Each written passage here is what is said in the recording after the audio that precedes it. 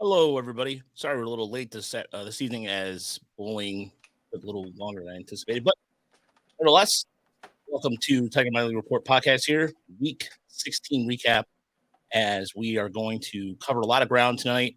We're going to be watching the interwebs for trade activity as we're hoping to see the Tigers do something, but maybe not. I don't know. We shall see. Alongside me is Chris Brown, and you can find us on iTunes, Spotify, iHeartMedia, or wherever you listen to podcasts. Thank you for everybody who's been checking out our podcast. Our numbers have been very good this season, and we've been ranked among the top 100 podcasts in Apple. So thank you. In the baseball category. So thank you. We're certainly one of the top 10 Detroit Tigers-based minor league podcasts in the Metro Detroit area. Yeah, definitely. I mean, we're beating the competition. I was just joking. I don't I know think that. I was being sarcastic. Yes. I was joining you in the sarcasm. So yeah, it's just as real as this Onondaga Tiger hat. Onondaga Tigers hat, yes. Yeah, busting that out. I was nice. Yeah, doing so. I have like a hat. So I rotate hats in and out of the collection, and you'll see them right back there. Right, yeah, you can see them right there. And I have a rotation that I keep him, and then there's a couple other collections. So I picked up a White Caps Marvel hat this weekend and the yellow mustard Pirates theme, if you will, Seawolves hat. So first and foremost, thank you to the Erie Seawolves this weekend. As if you go to our YouTube page, you can see the interviews we had with Justice Bigby and Lyle Lockhart and Chris Myers that just got finished editing. There was an issue where my phone decided, hey, guess what? We're out of memory. It's crazy. I'm full. Yeah, I'm full. I can't eat anymore. Yeah, even though I deleted all the videos and all that jazz, and but no, I just got to post him, and then we're gonna be posting some other little. We posted the Jackson Jobe start yesterday, so you can find that. You can find everything else over on our YouTube page. And thank you, Stan. The Big B interview was great. Give him a lot of props too. He came up back to the lineup today, and clearly they missed him as the offense went. And we'll talk about that a little later. But he came in with the stitches on his face. I felt really bad for him because as he said, it could have been a lot worse. But still, what a trooper. Yeah, and so I think he ended up with a 2-hit day. In his first ball was almost a home run to center field that was caught. But thanks for checking those out. We wanted to check some of interview some of these guys who are a little bit more unheralded in the system, if you will, and have been performing well. And so those were the three guys we wanted to talk to everybody, right? But you can't talk to everyone. So, and we had a very nice lengthy discussion with Gabe Alvarez, the manager there in Erie, which is awesome. And just the overall sentiment, as you said, everybody in Erie is just top notch. Like they're such great people to us, and they're so accommodating, and it's always a blast when we go out there. We seriously do meet new friends every time we go out there. People were we got to hang out with them next time. So yeah, it was a good time. And then I don't know, we put about 450 miles in your car, about 250 on mine, driving back from Erie. Stop in Detroit or Dearborn and Brighton for about 45 minutes apiece, and then off to West Michigan to catch Jackson Jobe. So it was one of our more hectic weekends or weeks ever, that I can recall. We've had weeks where we've gone to 5-6 games, but it's usually they're all in Lansing, right, or Lansing and Toledo, right? It's not driving. Those are the two farthest distances we go, basically. So. But it was a lot of fun. Saw a lot of interesting prospects, and excited to talk about them tonight. Yeah, and you know what? I think I didn't realize today. First and foremost, hold on a second. Blood right. Yes, thank you. Exquisite. Thank you for the $10. We appreciate that. I was exhausted today. I didn't realize it was I slept 6 or 7 hours. It wasn't that bad or anything, but it was just I guess when you're not in your room or you're not familiar with your surroundings, if you will. I went to bed last night at 2:30, 3 o'clock. Couldn't sleep. And then I got up at 8 o'clock,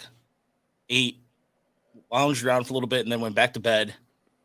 And I fell asleep till almost 1:30. Like Yeah.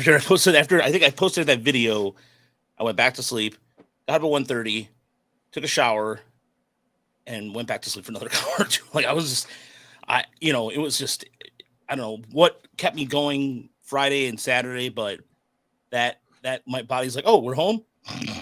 Yeah. Well, I mean, I wanted to spend a bunch of time with my son today, so we did that, and then we went out to dinner around 6 or whatever. Got home, and I just crashed. I crashed for like an hour and a half, and then I set my alarm to make sure I didn't miss the show. But yeah, it's surprising, And then you got to think about, the players do this all the time, right? They're traveling like crazy, so that's an added aspect to them staying in shape and staying in top form. Meanwhile, we're middle-aged men get tired from driving. Like, geez, that drive really took a lot out of me. There was a lot of. I mean, to be fair, No, there was I'm, a lot of stairs, and we were going back and yeah, forth a lot. I'm just, Yeah, joking about us not being, professional athletes, right? We're yeah. not. We get tired. We get all tuckered out. So, but yeah, and then caught some solid games today on the app, right? We got home runs from Parker Meadows today. That's always nice to see. The rest of the rest of Toledo, not so much. But Yeah, Toledo's been a kind of interesting dilemma. Well, we talked a little bit about Toledo. We'll talk about Toledo too shortly because we got some interesting intel about Toledo that I think we can talk about just a little bit. We can go into some of the specifics on it, but yeah. By the way, the reason why I'm kind of distracted at the moment is because I'm trying to set up our new feature, which is you can join our membership. So we have a membership thing here on YouTube. As I'm trying to figure that out quickly. And yeah, well, go ahead, Chris. I can ramble on some Yeah. more if you want.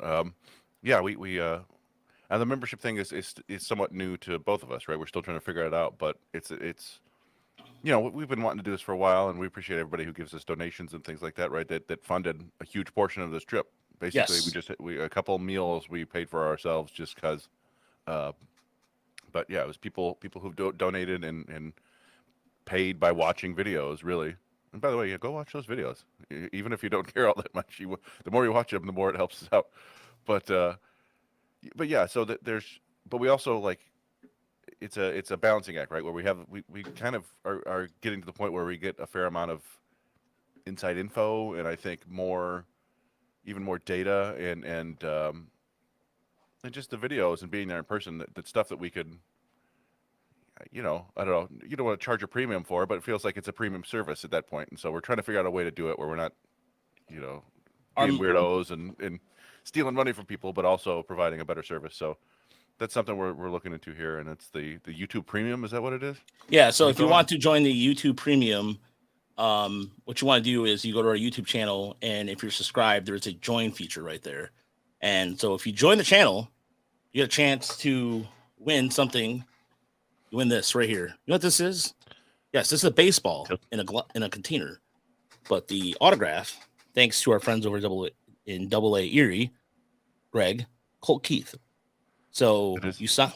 Go ahead, Chris. No, I mean it's an interesting autograph. I don't think we'd know that unless we told you that it says Colt Keith. But hey, you got to do what you got to do. And yeah, that's a Colt Keith autograph baseball. We're going to give it away to somebody who joins. Just the way it goes, Yeah. So for $4.99 a month, you're just supporting us. We go on our trips, and we put extra content behind there. We put the videos. We put some more. If you're asking a question, you want us to do a breakdown, we'll do it. That's our way of thanking you, and we can continue to do these things. And well, for example, really want to go to a couple more minor league parts and then see Aiden. Thank you, Aiden, already. So Aiden's thank you. Yeah. So $4.99 a month, and so and one thing we want to know for sure, I want to know what people actually want, what they really want more, right? Like, yes. Do they want more go ahead and go podcasts? Do they want more video? Do they want more scouting reports? What do you guys want that you think is worth it? Because we don't I don't want to make it a lame service where you're like, I don't want that. Just whatever you guys want, that's what we'll try to do. And I mean, within reason, right? We're not gonna get into the octagon and fight some people. Unless you join our platinum tier, which is yeah, so yeah, that's and there's also a chance to get some other giveaways too as well. So we'll be giving that, and so we'll definitely be. Oh, my dog. No, yeah, I just have we're watching another dog this week. Oh, okay. And I just had a weird like brain moment where your room became mine, and I thought that dog was down here wandering around. So that's how we're a little burnt. A little So burnt. Stan wants, yeah. So Stan wanted to know, we either join the YouTube Premium than send content. You could do either or. It doesn't matter. You could do either or. I just wanted to offer the premium as for people who are just in hardcore neuro content. That's all, Stan. You can do it either or. If you want to pay $4.99 a month, great. If you want to give us whenever you can, great. Either or, it just doesn't matter. It all goes back into what we're doing right now, anyway. So, yes, Richard, we all want naked women, but unfortunately, this is a PG-13 show. And Listen, by the way, I we're want to doing our say, best. When we go to Erie, we're searching for naked women. No. yeah, but they have a lot of meth there. Todd 63, by the way, good to see you back in here, man. I understand the whole mental health aspect. So, Richard, Alex wants to know when our top 30 is going to come out. It will probably come out on Wednesday because we're waiting for the trade deadline. It's already done. Yeah. That's it. So Yeah, it's been done for 2 weeks now. Our updated top 30 as post draft. It's just now. Yeah, we just figured we'd wait until if they add any prospects, we'll put them in, and then there you go. It is kind of wild. Like this is. I think we're getting an idea of who Scott Harris is, and Scott Harris is a guy who keeps everything super close to the vest, right? Like you hear rumors and speculation from random internet people. Your John Morosi's, right? Like he just had a tweet about like, hey, you know who might make sense as trade partners? The Braves and Tigers. There's no intel behind it. He just said, hey, it might make sense. That's about all we're getting, you know. yeah, And I like one of the things I'm curious about is how like the distance and time between when we first hear the Tigers might be making a move and when it actually happens. I feel like it's just going to drop, kind of the way it used to with Dombrowski, right? We're just out of nowhere. It's like, oh, the Tigers have signed so and so. The Tigers have traded for this. Um, Now you need a trade partner who's willing to be quiet like that too, right? But that just feels like it's Harris's mo that he doesn't want anything getting out no matter what. So yeah, I don't know. Like I said, I think I still do think the Tigers are going to get one or two prospects who end up in our top 30 in the next 48 hours. But we'll just have to wait and see. You know, it's the trade market's always kind of wild because you can try to strike early and feel like you can set the market and get a good deal, or you can try to wait until the end until maybe one team gets desperate or a team that has already started going in just decides to go all in.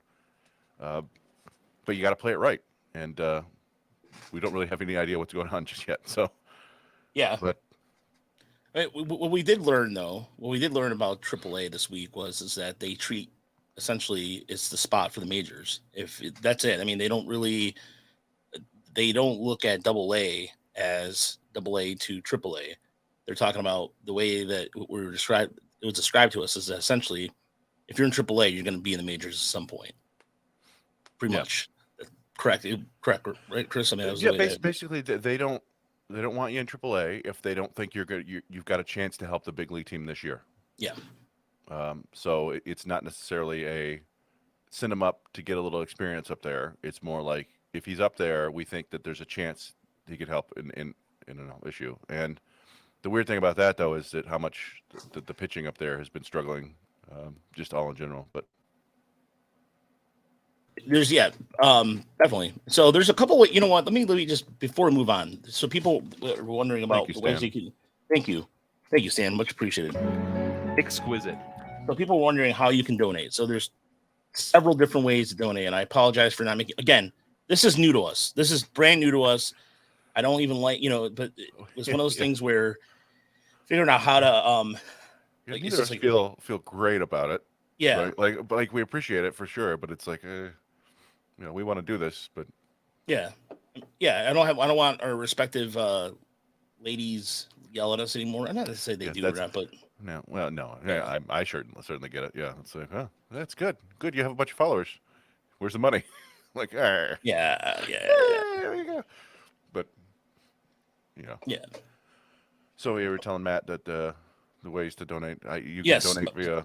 So yeah, there's a couple ways you can donate. You can let's see here. I'm trying to set up so you can donate through here. You can donate and be super chat, or you can join our premium. Our Patreon's going to go away. We're going to put everything in the YouTube premium. So people are wondering about the Patreon. Just because we want to make things as easy as possible for people. and people prefer the video content, Jerry's breakdowns will figure that part out. But starting in September, we're gonna get rid of their Patreon and going strictly to this. So you can go to I do have a PayPal link, which I have, which cuts out the middleman fee. So the reason why you do that is so that if you don't, because YouTube takes, I think, 30%, I believe it is, or something to that effect. And so yeah. So anyway, so you can donate that way, and then here's the trying to get here's the link. Sorry. Continue, Chris. Go ahead. No, what if we just make like a short video later where we explain all the different ways you can donate or whatever? We can deal with it then. Yes, let's just do that. Let's just so you're not trying to figure it out on the fly during the show. We can make with the baseball, and then we could do something smaller where it's just like, here's how you can help. Yeah. So, yep, that's what. Yeah, we'll definitely do that a little later. So let's get into the baseball aspect of the podcast. That's what you guys tune in for. And again, if you want to become a YouTube member, premium member, we'll keep baseball. So, yeah, there was a thing we learned about Toledo this weekend. Another thing we got picked up on too was just the amount of how they are setting up the rosters right now in Erie. Essentially, really giving Erie the opportunity to they want the rosters to stick together as much as possible. And so that's why you're not going to see too much. You might see a little activity with West Michigan and Erie the next couple of weeks, but right now West Michigan's been hurting on relievers, so pitching in general too. Yeah. I mean, there are players in Erie who could help in Toledo for sure, and could even theoretically help in Detroit. But as you said, I think they're lower in the pecking order than what Scott Harris and company wants to find out. They want to lean on the guys in AAA more. But yeah, and so in AAA, the Mud Hens were out in St. Paul, part of the first leg of their 2-week road trip, right? And I think they went. It's been a rough. Yeah, it's been a rough year for the Mud Hens, no matter what. Like ever since the first month of the season, I think they went 2-4 last week against St. Paul. I put it in the Canva, but I don't know how to pull it up. I got it. Yeah, I'll pull it up. And I was only able to get through West Michigan in Canva, so. But it was nice to see that. Parker Meadows had a good week. Justin Malloy had a solid week. So they're getting some contributions from the guys you hope to see. Meadows hit a home run today on a 97-mile-an-hour fastball, pulled it to right center field.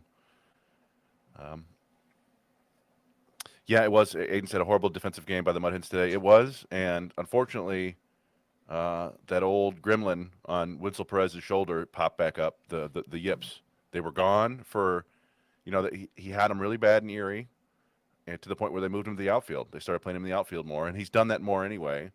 But then after a couple weeks, they moved him back to second, and it was fine. And then today, first inning, just one of the wildest throws you'll ever see. He's in a direct line to first base, and the ball sails 20 feet to the left of the first baseman, 30 feet. It was insane. The second error he made was not necessarily as bad a throw.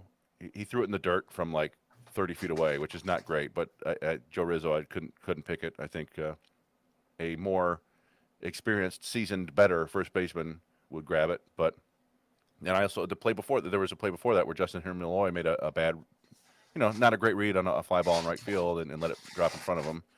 Toledo's not a good defensive club.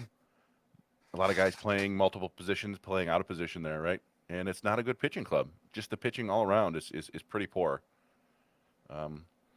So that's the reason why they're in last place in the second half, and why I think they finished last place in the first half too. They just it's a not a well built team, I should say. Thank you, Matt, by the way, for the donation on PayPal. Exquisite. Oh, wow. Thank you. So put that link in there. Yeah, I was trying to pull up the video you sent over of the errors, and again, I think Perez, it is quite frankly just a yips. It's just something where he had all the time in the world on both throws, and for whatever reason, it just didn't get it done. It's almost like he had too much time, right? Like he's had too much time. He thinks about it, and then the ball goes flying. Like, because he still has plenty of physical ability. He's physically able to play anywhere. He could play shortstop. He could play third base. But you just can't trust his throws from there, so they don't do it. In the outfield, he's been fine, but to increase his value, they want him to play some second base still. And well, here we go. You got the video coming up. Yeah. Oh, yeah. I'm gonna have the video up here in a second. I was trying to get the stats for Toledo up. That's right. Yeah. Hopefully they took. No, I felt it worked. It worked. I felt dumb this weekend when I was we have the radar gun with us, and it's got spin rate and all that good stuff, and you could do a recall. You can look back at the last 10 pitches, and I was trying to do that and try not to. And up until this point, the only way I've been able to reset it is just to turn it off and turn it back on again. And then Raj just leans over and presses the trigger. It resets like, oh, hey, I totally forgot about the trigger. It's got like 6 buttons on it. I'm like, none of these buttons do what I want it to do. And then there's the one main button that I never use because it's just always on. But anyway, so it was my learning experience this weekend. Yeah. We do have the Andrew Navigato tape too. Actually, we okay. Well, you know what? We'll show that too, Chris. I mean, Okay. Yeah. Well, I'll get that going here in a second. I didn't want to post it on Twitter because I think first and foremost, it's just in bad taste. Yeah. There's some people wanted that bloodlust, and I'm just like, nah. But you guys are different. You guys want to see what happened, and Navigato was he's having a really good season too. It's a bummer. So go ahead, Chris. What are you gonna say? No, I would say like we always struggle with that. Like if a guy gets injured. And it's one of the things I put in the Erie slide. There have been a ton of injuries in Erie lately, and it sucks because they're losing a lot of the key players in their team. But yeah, it just feels a little weird to put somebody getting annihilated or getting hit by a baseball on Twitter. I know it like journalistically it serves a purpose, right? It there's a public interest for it, but I don't know. Like it's weird. I don't mind it if it's like a non-contact injury or something like that. A guy's running and it's just a weird line that I'm drawing here, I guess. Like a guy's running and pulls up lame or something like that. I'm okay to put it and say, hey, something, look what happened here. But yeah, when a guy's getting writhing on the ground, it feels a little gross. But I just saw it. I just saw it and realized that was the Navigato. I was looking through there. Yeah. So, but yeah, here we have the stats. As we mentioned, it's nice to have a couple of good weeks from Malloy and Meadows. Malloy 9 for 23 with his 16th home run of the year. 5 walks, 8 strikeouts. Kind of a Malloy week, right? That's a strikeout rate is a little bit more elevated than you like, but you take it with the power and the contact and on base percentage. And anytime you're posting an OPS over 1,000, that's great. And same with Meadows. I mean, he didn't hit for a ton of average, but a couple of home runs, including that 415-foot home run today, I think it was. Some walks. He had 3 steals all in one game, so they must have had something on that pitcher. I think that was one of the games when we were on the road, so we weren't really, when we're on the road, it's hard for us to also keep an eye on what's going on in the other games. Although I have to say that Raj did an incredible job when we were in West Michigan. Sherry, our friend down from Lakeland, kept feeding him it was like a dozen videos in a row because Lakeland went ham. And so he's cutting those up and putting them out just as soon as he gets them while we're watching the Jobe outing. So yeah, while I'm charting Jobe's pitches. So he's cutting those, putting them out, and I'm telling sharply, him the speed and the spin rate whenever we get it. And I'm multitasking. That's one of Rogelio's main skills. Here you go. Here's Perez. Here's the first row. What? Like just right there. And then here's this one's Malloy, kind of an iffy route. And then here's the second error, which is, again, not necessarily the worst, but still, I mean, that shouldn't be wide. That shouldn't be in the dirt. That should. Yeah. Where's the first one again? The first one is this is where I thought it was kind of he had enough time here. This is like that throw makes no sense. I don't know what happened there, but so poor Winslow and his yips. We hope he gets them fixed, but we know that those things can creep up whenever. But yeah, so. As you're talking in Meadows, like we said, he had the 3 steals, a couple home runs this week. Good week. Colt Keith had a decent week compared to what's been going on lately. I think 6 for 24 was it? 6 for 26, something like that. Yeah. Oh, here's the Navigato. Here's the Navigato real quick. I just want to get this out of the way. So here's the Andrew Navigato play. Yeah, it was kind of. I don't know what the runner was thinking. I really don't, because first and foremost. It's like, okay, right here. Just like if you look at it again, what the hell? You see him. He's basically, I think it's Jose Tena, right? You see him.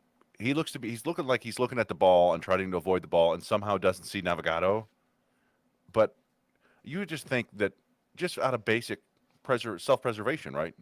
You don't run into you don't run into the guy coming because you could get hurt and you're going to be out. So you wait, right? Or you like, stutter step and maybe try to cause him to get flustered. Like you don't run directly into the guy, and that's that. Navigado, they put him on the full season injured list. He's done for the year, not coming back. Who knows if he'll be ready even by spring training next year? I mean, it was that bad of an injury for him, and then the damnedest thing, of course, is that we go and watch Tana, who had 2 home runs all year. Erie's down to their final strike, about to close out the win on Thursday night. Tana hits a home run to dead center to tie the game, and Akron goes on to win. Friday night, what does Tana do? Hits the game, the go-ahead home run in the 9th inning. Kid had 2 home runs coming into the series and hits 2 more after, after that. He did wear one, and we're fairly sure that it was on purpose. But Yeah. Yeah, it really sucks for Navigado, who I think they said it's his protection grade year. 4, yeah, protection year. It's also a grade 4 separated shoulder. Essentially, in other words, it was coming out the bone was basically coming out of the skin. That's how bad it was. So yeah, it's grade 4 separation, which is like I believe the worst you can get. But yeah, he was. Yeah. Yeah, I mean, he was hospitalized, right? I mean, it sucks. It really sucks. And one of the things we've talked about before on the show, and we're dipping into Erie right now, but it's fine. Basically, Erie's season turned around in the first half once they got Dylan Dingler and Andrew Navigado back from injury. And right now, Dylan Dingler and Andrew Navigado are both out with injury, and Erie's struggling a little bit. Those guys are the leaders of the team, basically. Dingler is scheduled to come back soon, though, within the next, from what we heard, the next couple weeks or so. So yeah, that's the hope, right? You never know with injuries if everything heals properly, but we do think Dingler's coming back. But anyway, back to Toledo. Yes, sorry, back to Toledo. No, and by the way, the injury I think was to his left shoulder. Yeah, it was left shoulder. Thank you, Jeff. Yeah, Jeff, I think would know if Tana got hit on purpose. I think Jeff might know. Jeff. But I'm thinking if his last name is any indication, then I think. Okay, gotcha. But okay. Yeah, so Colt Keith 6 for 24. Like I said, that's 250 average, but that's better than what he's been doing. He's had a rough month. He did a double and a home run, so he's tied for the Oregon League with 17. 4 walks, 9 strikeouts. The strikeouts have been up in Toledo, which is something we didn't necessarily expect. But yeah, you see, 774 OPS last week, which is fine. It's low for his standards, but it brought his July OPS up to 607. It's been a rough month for him. But it's good, right? You want to see your players struggle a little bit before they get to the big leagues, and Keith hasn't really struggled a ton. So, yes, okay, Jeff. He can't confirm nor deny. Yes. Yeah. Go ahead. But as you were saying, and you know what, there was one thing that I noticed again with Colt Keith this weekend is they were pounding him away, and he was swinging like there was that strikeout they had, I think, on Saturday. The slider that they threw, yeah, the slider was nasty. And we talked about this last week, Stan. I think fatigue is playing a factor. This is the longest he's played in a season, and I think that burnout is totally feasible because this is this is the most he's played so far in his pro career. Yeah, but also, you're going up a level. You're probably feeling like you're really close to the majors. We talked about this before at the beginning of the year with like Andre Lipsius, right? You might be pressing a little bit. You're trying to swing your way to the big leagues. But absolutely, probably multiple factors there. And again, it's not like he's failing, really. He's just struggling a little bit. So I think we think he'll be fine. We've seen this before, and guys, then suddenly he'll like turn it on second week of August, and he becomes Colt Keith again, right? But a couple of nice weeks from some of the more like role player guys we put there. Joe Rizzo, 3 doubles, 2 homers. Tyler Nevin, a couple more home runs. That helps. That helped the team win 2 of the games that they won this week. But overall, just another kind of bummer of a week. We did have we were mentioning Winslow right there, right? So he Yeah. did mostly Winslow things, other than the yips, unfortunately. Here's Parker Meadows' home run today. Oh yeah, That was that was a hanger too. that was it was funny. The announcers were just talking about how the starter had a bunch of extra zip on his fastball today. You know, it's been averaging 96, and that one was 96.9, and he had thrown in the fastball the pitch before, and Meadows just like, all right, well, I'll time that up and I'll hit it. So, and he wasn't even like a super big exit velocity. It was 99, but 415 feet because he got the barrel on it. Um, yeah, and the pitching up in Toledo, the the starters remain a little bit iffy. yeah, There's Sawyer Gibson Long, and that was a rough outing for him because I feel like he had only given up 1 or 2 runs through the 5 innings, and then in the sixth, got into some trouble, and then they pulled him, and I think some of the runs scored after that. But that's his second AAA start. yeah. I mean, So comparatively just speaking, too. I mean, the rest of the starters. I mean, Jack Olaf again. We've heard more than likely will stay in the rest of the season in Toledo. That wasn't. I mean, it wasn't. Yeah, the stats are kind of safe for themselves, but as far as Sawyer Gibson Long is concerned, he in terms of good strikeouts too. It was a good strikeout week for him in terms of adjusting to that. But the bullpen this week, Chris, every time we tuned into a Mud Hens game, the bullpen was imploding. yeah, just about. I mean, they got a little bit of help there from Erie at the end of the week, but yeah, it's I don't know, it's just been an issue all year, and part of that was again injuries. A lot of the guys they were counting on to be down there got injured. Del Pozo and Kervin Castro and Trevor Rosenthal and a bunch of other guys got injured. But it's I don't know. Sometimes teams just they don't have that right feel to them, right? And we talked about the defense being poor and guys playing out of position, and I think it all just kind of snowballs. And yeah, we were possibly following along with the Toledo game on our way back from West Michigan on Yeah, Saturday night, and Anuris Zabala out there. Guy has nasty stuff, throws 100, has a wicked breaking ball. He walked at least 3 guys. I don't remember how many, but it's just kind of a roster full of that. So I did want to highlight Sean Gunter because he had a couple nice games there. No runs allowed. I think it was him and Henderson, maybe was it Henderson? yeah. He came Henderson up did not allow. Yeah, Henderson yeah had in really his good. one outing. Yeah, and he came back. He was activated, I believe, yesterday. Yeah, I so I don't think. know if he pitched Yeah, today. I didn't, he pitched a pair of scoreless innings. nice. So yeah, Yeah, there, like I said, there's a little bit of help from Erie, but it's yeah, it's been a long year. We do need to. We gotta. We're talking about. We're gonna go out down to Toledo. I haven't been down there. You've been down there 3 or 4 times. I've only been down there once this year, and we need to get down there before some of these guys do eventually get called up. yeah. They're going to be back in town on August 8th. They're continuing the road trip. They're going to Iowa after this, and so yeah, I'm going to probably head down there. We have a friend, Sherry, who is the friend of the show down our Lakeland connection, or Lakeland correspondent, if you will. Her and her husband are coming into town. They're originally from Toledo, and so she's like, "We better go to some Montana games." I was like, "Of course," but Yeah. yeah, we'll definitely be there in a working capacity in 2 weeks. 2 weeks. Wow, I can't believe it's already August. It's crazy. It's how fast the Uh-huh. season's gone by. But yeah, Well, let's. What's up? I was just thinking it was just about a year ago in August when we were heading down to Toledo, and then we got the news when I was driving to your place that Alavila had been fired and Kerry Carpenter had been called up, or Yeah. Carpenter had been called up that day, and Alavila was fired. It was like, oh man, and then all the scouts were out. Everybody trying to save their Yeah. jobs. Oh yeah, But that's right.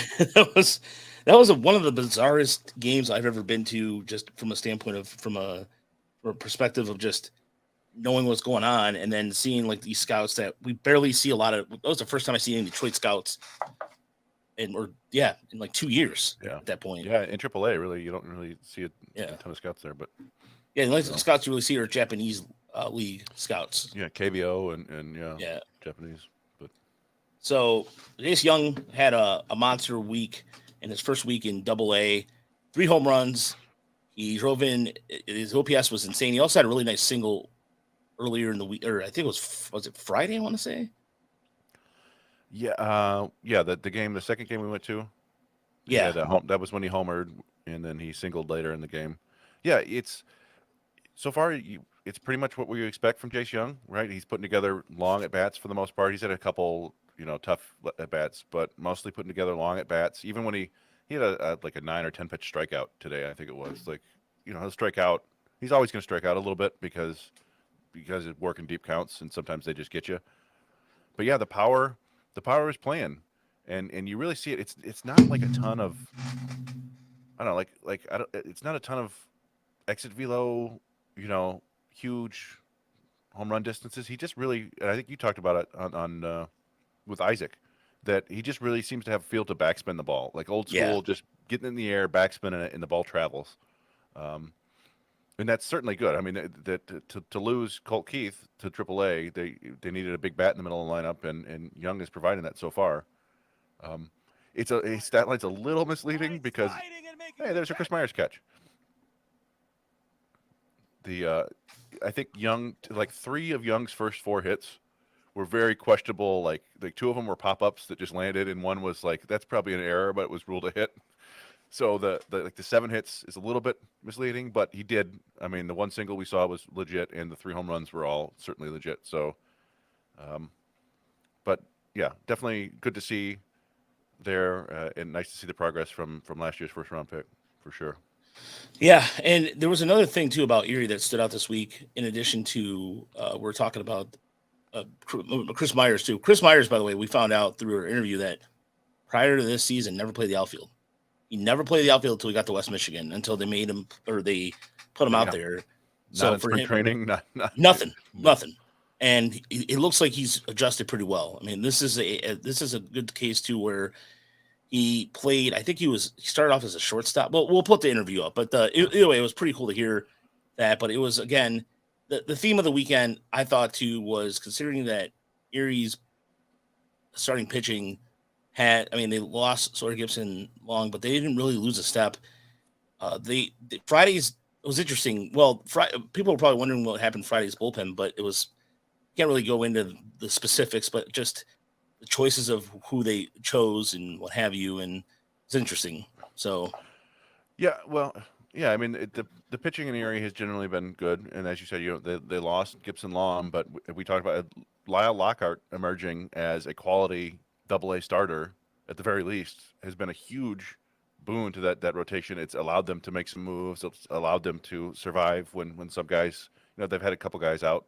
Dingler's out or Flores is out now. Gibson Long was out, but and we saw his start this week, and it was you can see it in the interview, but he had one bad inning but survived it, and then really picked things up later in the game. And it was interesting hearing him.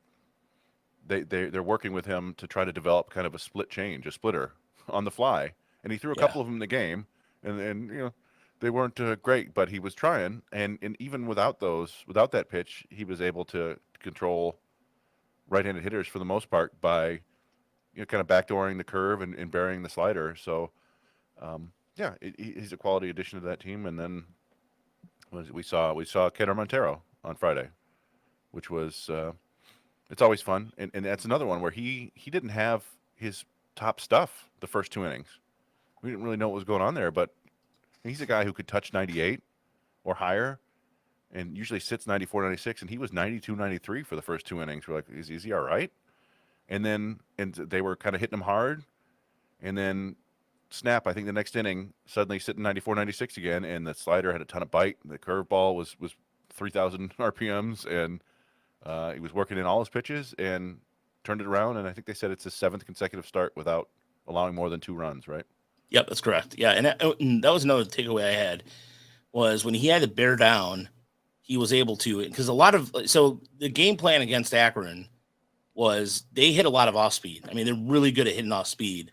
Yep. And so you saw a lot of times where counts where they were just trying to bury the fastball, but then with Lyle Lockhart's, for example, first pitch off speed, they were going right at it, and so they both like Montero and once they realized what they were doing, both Lockhart and Montero were able to make the adjustments. And again, Akron doesn't. I mean, they have Juan Brito, they have a couple. Angel Martinez is another prospect. I was talking to our friend Justin from the Cleveland prospect site, and we're DMing each other notes and everything. And so he was asking about Juan Brito, and Martinez has been kind of, I guess, frustrating for them because they expected some bigger things on that bat. But Akron was no joke in terms of having good quality at bats against their starters.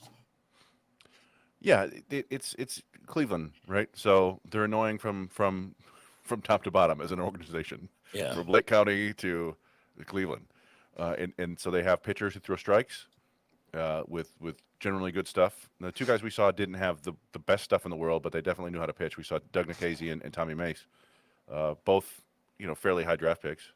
The guy I saw Friday, and this was I mean, I watched a lot of baseball this weekend, but there was one takeaway that I got, and that was the pitcher who pitched on Friday, the last two innings for the Akron Ducks.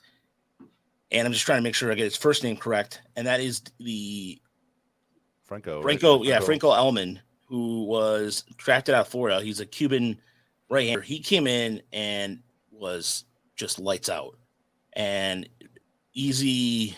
I think he hit 90. We heard 99 at one point from Yeah, the scouts behind us. The Cubs scout, the Cubs scout. I for whatever reason that cracks me up to say that, but Cubs scout had him at 100, and a couple other guys had him at like 98 something. We weren't. We'd put the gun away, but Yeah. but yeah, he was firing bullets, and he looked really good, and looks like a future big league reliever for sure. Yeah, 4 hits allowed. He's only allowed 4 hits, 12 innings of work so far in Double A, with 18 strikeouts, and he was making it really look easy out there, and just yeah, I was blown away because his fastball was just darting all over the place too. He had really good darting action and all his stuff. Yeah, it's interesting. I didn't realize he had only been in Double A for that long. It's similar numbers to Tyler Madison, who we caught in game on Thursday. He pitched the 9th and 10th, I think it was, or the 10th. Does that sound right? He pitched 2 innings, I think, Yeah, and gave up. We actually got to see his first 2 hits that he's allowed in Double A, but that was fun because we've been keeping track of he hadn't allowed a hit or a run in 11 innings since coming to Double A, which is wild. And yeah, you can see why. It's the first time I've ever seen in person a fastball with a 2,700 plus spin rate. Like that's pretty damn rare, yeah, even in the big leagues. And it's over the top, and it explodes through the top of the zone. And he's got a pretty good breaking ball and a pretty good changeup too. But it was funny, I've heard people compare him to James Karinchak before, the Guardians reliever, because it's the same sort of delivery, same sort of fastball, top of zone, hard downer curveball. But Gabe Alvarez pointed out that they actually went to the same school. yeah. I think they're friends too. Yeah, They're yeah. friends. So, yeah, I mean, I think Madison is a future big league reliever for sure. We don't, it's once you get to the big leagues, it's all about consistency. Everybody has good stuff in the big leagues, so it's about consistency and locating. And that was not his best. We've seen him by far. So far, it was kind of an off night for him. Even his fastball wasn't. I think it was sitting. I think it touched 96, sitting Yeah, 94, 95, and he can get up to 98. But it was nice to see that in person again. We've seen him in West Michigan, but yeah, it's an interesting operation, and I think he's big league reliever as soon as next year. Even this year, maybe if there's an emergency, right? yeah. And by the way, it was when we talked to the West Michigan guy that was funny. He was like, how much he missed Matson Yeah, and Blake Holb. That was pretty funny. When yeah, we were leaving the booth Friday or Saturday yesterday, I cracked up a little bit. yeah. And we were talking about it. We both put up clips of Blake Holub because we got him the next night, and it's pretty similar. Um, and he was at his best when we saw him. He worked 2 innings, That pitch and right there, that pitch was sick. I'm sorry, I was just yeah, admiring that. Yeah, yeah. That's I think a changeup right there, a yeah, change, right changeup. To whoever that was, but and then it buries the breaking ball. So yeah, it's really fun stuff from a reliever there for Madison, and same with Holub.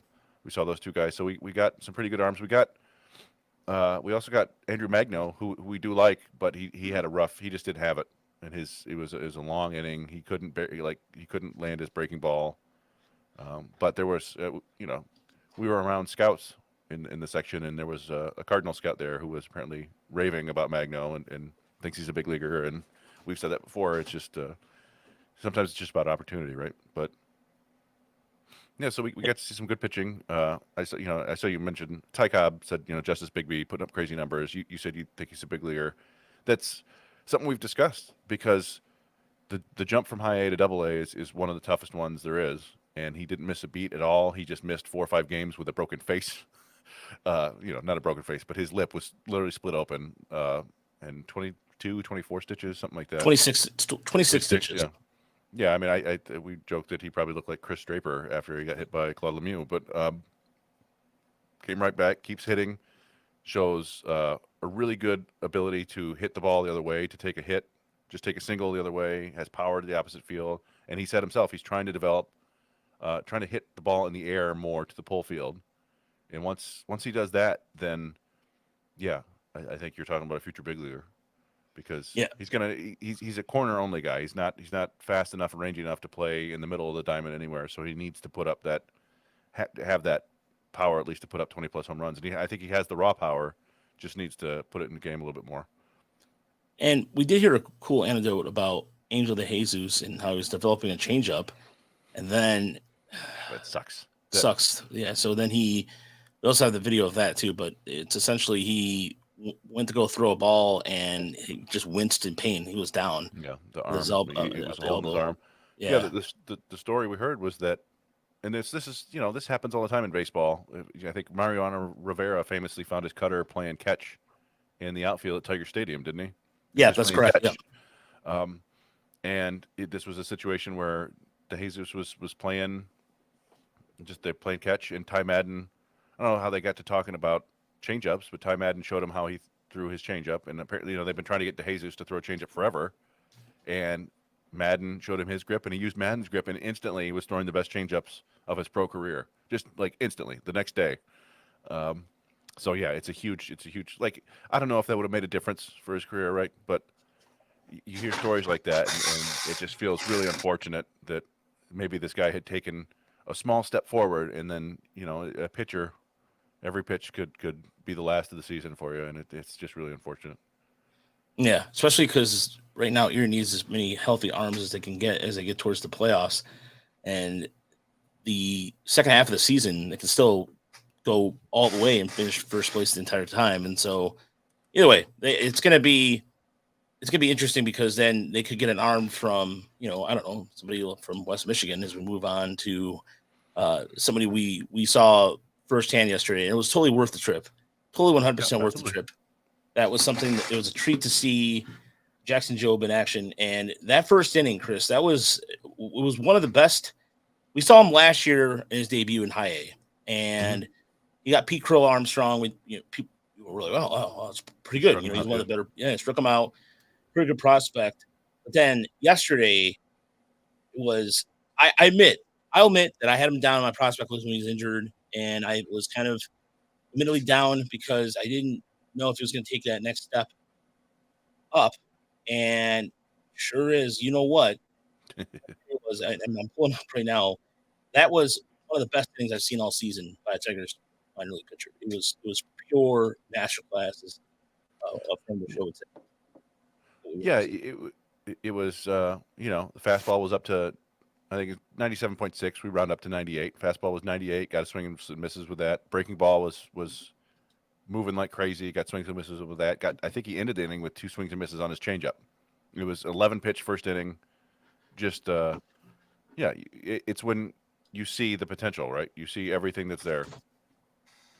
Yeah. By the way, those uniforms, those dam breaker uniforms.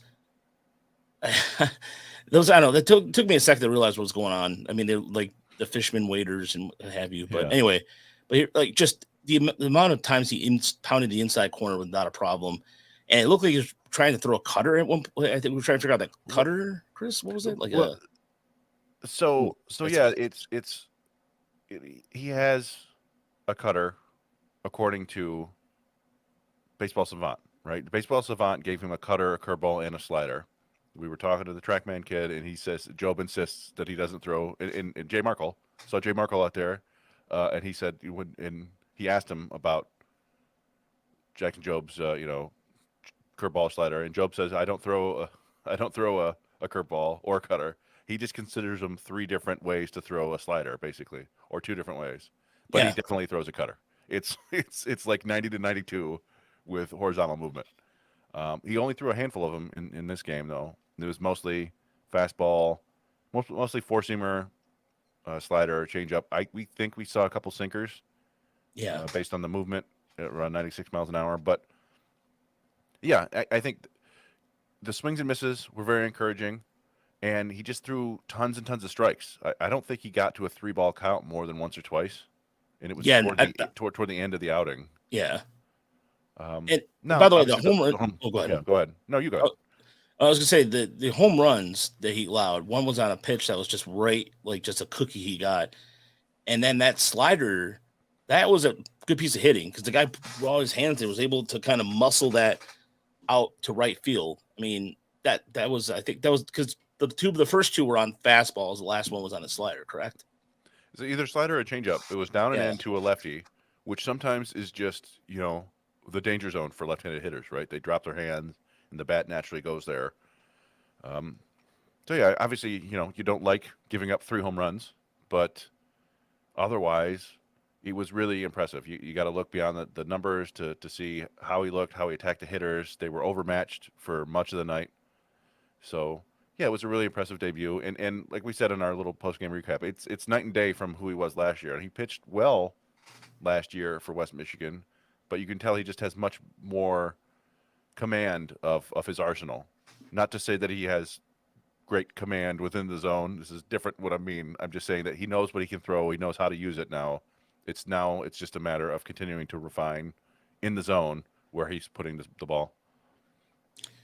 Yeah, and for right now, the biggest thing for West Michigan is I mean, Fort Wayne beat them up pretty early in the series, but it was a good job by the Whitecaps over the last couple of days to come back into the series.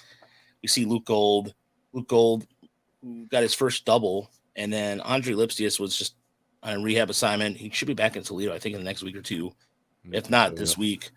And Spencer Turnbull out there doing his rehab assignments, and yeah, so he should be back with Detroit relatively soon. We'll see. But yeah, nevertheless, Troy Melton kind of it was an off game for him again. Just the walks were a little much. Yeah, normally he throws strikes too, and it's funny. Seems to have I think he has a similar delivery and build to Jackson Jobe, and they both throw a lot of strikes. And both of them, I think, just need to find the command of them. But he for whatever reason he couldn't. He was struggling with strikes in his outing, so it's a shorter one for him. But he's been a solid pitcher for him for most of the season. And Will Kell, it just goes out there and does his thing. You don't really even notice, and then the next thing you know, he's probably got a great ERA over the last month or so.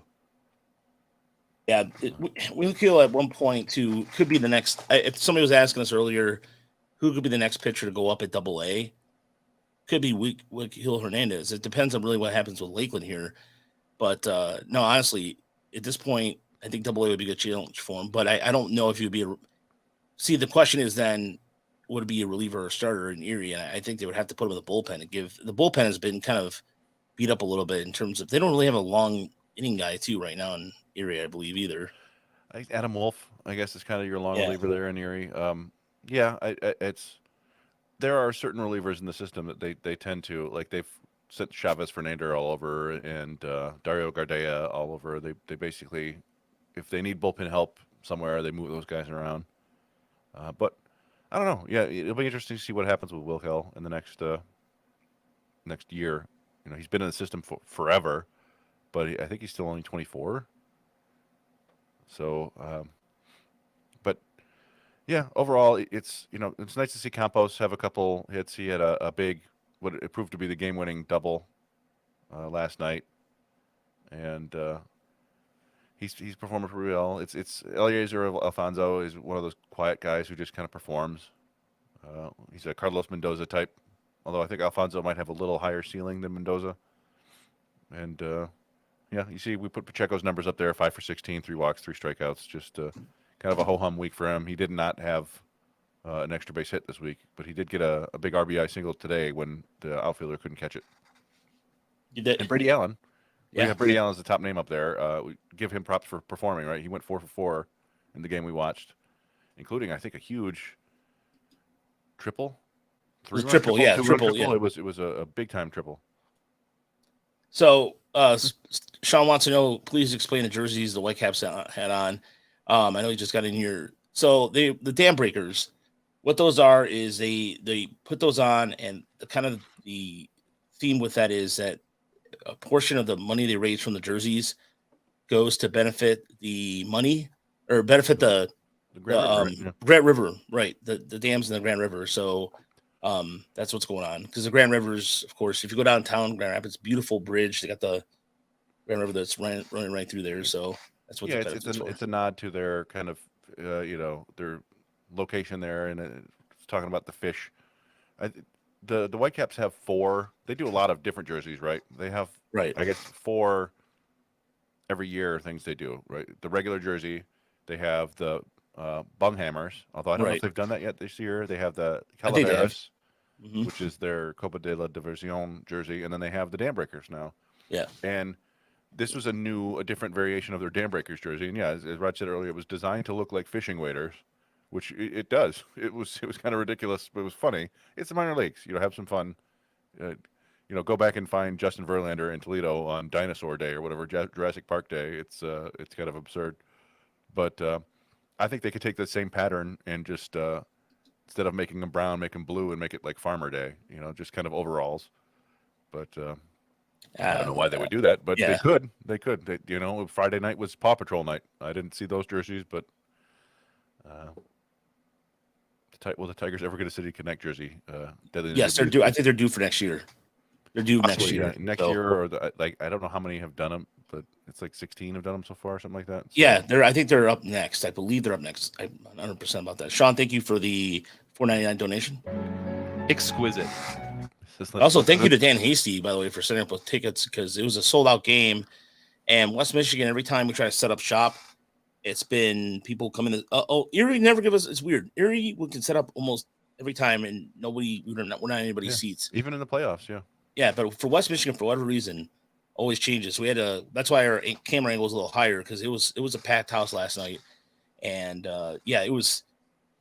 I really enjoyed the fact that we were trying to the radar on the fly. We were kind of worried about whether it was going to work or not, but nevertheless, that radar gun is worth every single penny we again purchased. And a shout out to James Shipman who let me purchase it on a payment plan because it's expensive. I mean, that gun brand new is like $4,000 or something like that, and it wasn't. I didn't pay nearly that. But anyway, the ticket woman in West Michigan asked if we use it to mess with people while they're driving.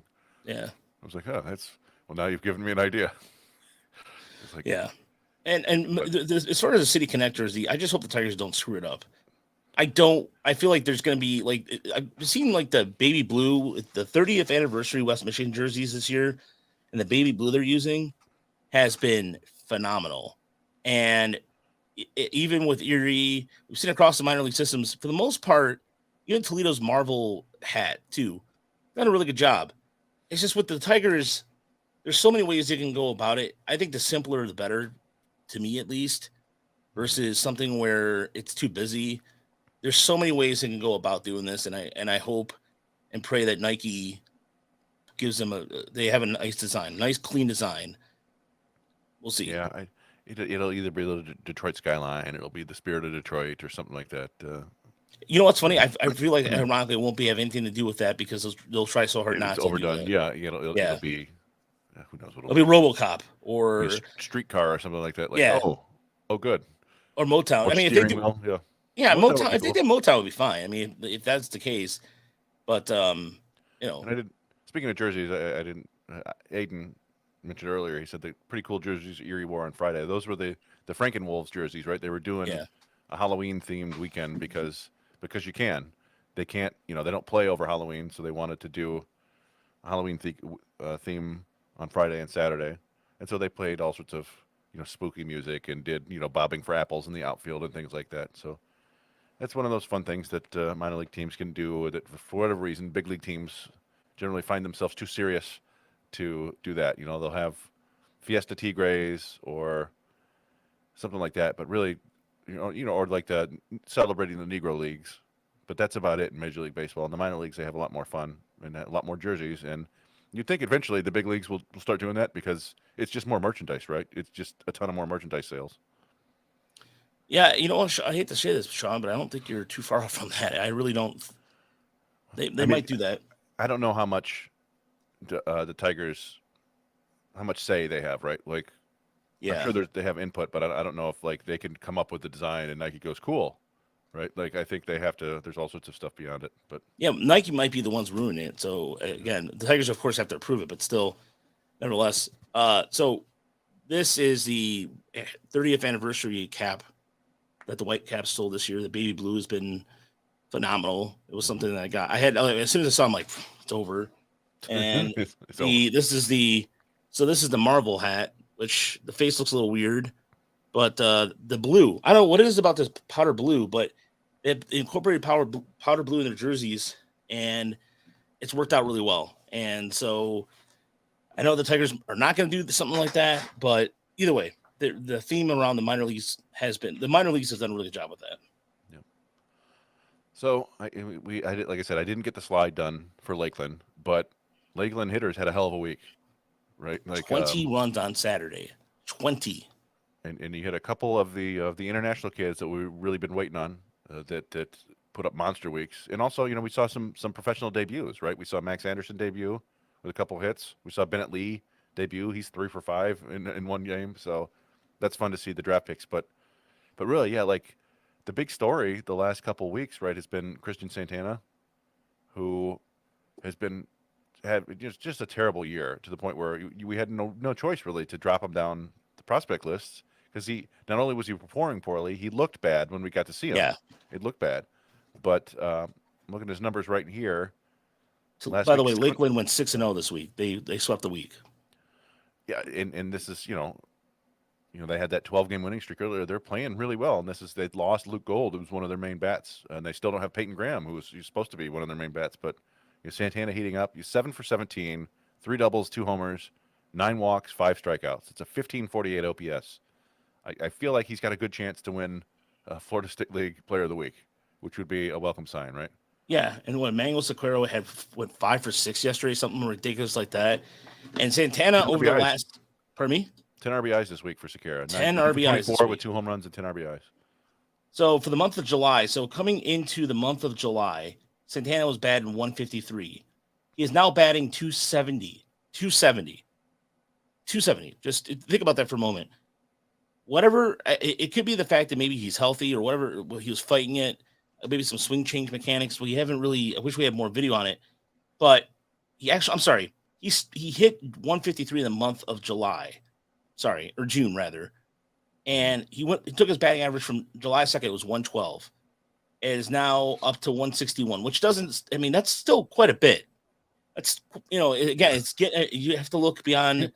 He earned that 112. That was a lot of at bats. That wasn't like to get out of that hole takes a lot of work. If he gets above 200, you have to consider his second half of the season like a huge success. Obviously, you want to see better numbers overall, but we got a time adding question, but yeah, it's one of those things. It's just good to see. You hate to see a guy struggle, and kudos to Santana and to the Tigers for making him stick with it, right? Yeah. For believing in him and not sending him down to the complex league, and you hope that he can continue on this high note and finish the season strong, because he was a top 10 prospect in our list, I think, heading into the year. Yeah. And as they say, right, development is not linear. There are huge bumps in the road sometimes. So hopefully whatever it was that was bothering him, he's overcome it now, and he'll be able to do that quicker in the future. Yeah. By the way, I'm checking Twitter to see if anything's going on, and I would hope that our listeners here would be on top of things to let us know if a trade has happened. Yeah, our listeners are pretty good about that stuff. So no, you're right. I keep refreshing the Twitter feed to see if something's going to happen, and then I saw a funny comment about Baltimore's owner. John. Yeah, I should. And Briggsy in our Discord did say he gave us an inside the number, which is yes, please go ahead. Podcast, but whatever. He says the numbers are 466 and 1,037. Hell of a month for Christian Santana. That is his on base percentage and OPS for July. That's good. And as you mentioned, we talked about Sequeira. Sequeira 9 for 24 this week. Certainly, fueled by that one huge game, but 4 doubles, 2 homers, 10 RBIs. Carlos Pellegrin 6 for 13, 4 doubles this week. Seth Stevenson got his 45th stolen base, which I think Chris and I are going on a mission to find out the stolen base, how many times, or the highest totals. Yeah, go ahead. We're trying to figure out exactly when the last time a Tiger prospect that's stolen that many bases in one season. So we're trying to do that real quick. Yeah, CJ Cron. Sean mentioned CJ Cron going back to Anaheim with The Randall Angel- Gittrick too. Yeah, the Angels. Credit the Rockies too for actually doing something too.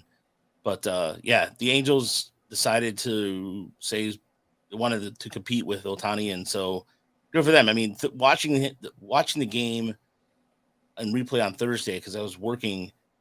Ohtani's the best player I've ever seen. It's ridiculous. He goes down and throws a shutout. Then he hits 2 home runs. Yeah. It's unheard of. It's unheard. I mean, I've never seen anything like it. So here we go. We've got Seth Stevenson right now is tied for the 5th most stolen bases by a Tigers prospect in one season since 2006 at 45. 45. And let me guess, it would be something like, 2006, probably a guy in Erie, right? That's just as far back as Fangraphs goes with the minor league. Okay. Like beyond that, we have to start looking in like Baseball Reference for their stolen base numbers. But let's see. So Gustavo Nunez had 45 in 2009. Brock Deathridge had 45 in 2019. Witten Bernard had 45 in 2014. Then you got Esney Chacon had 48 in 2018. That's the guy that I remembered. Gorkys Hernandez, 2007, 54 bases in Low A, West Michigan back then. 2008, Freddie Guzman in AAA, 56 bases he stole. That's a guy I haven't heard of. And I remember that one, and I do not remember this guy. 2007, Ovandi Suero stole 75 bases for the Lakeland Flying Tigers in 2007. I've never heard of that guy. Hit 252, stole 75 bases, was caught 21 times, 1 home run.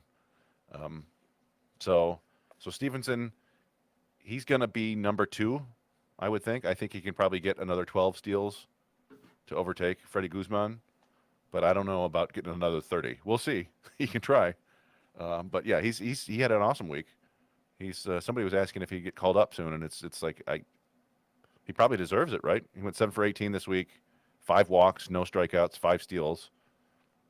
There's not a ton of power there, but that's the top of the order type, and if he's causing that much trouble on the bases, that might help.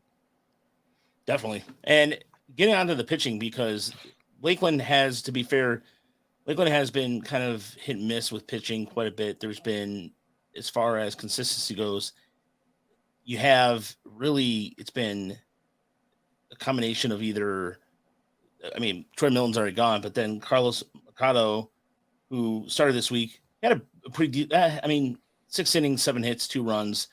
His strikeout game was down a little bit, but it was encouraging to see Eduardo Ibarra, who came out and did a very good job. This is a guy who, he's also young. He's a young lefty. He's 20 years old and just turned 20. And we haven't really, he's been on the IL. I think he's been dinged up a little bit. 5 innings, 1 run, 2 runs rather, 2 hits and 6 strikeouts.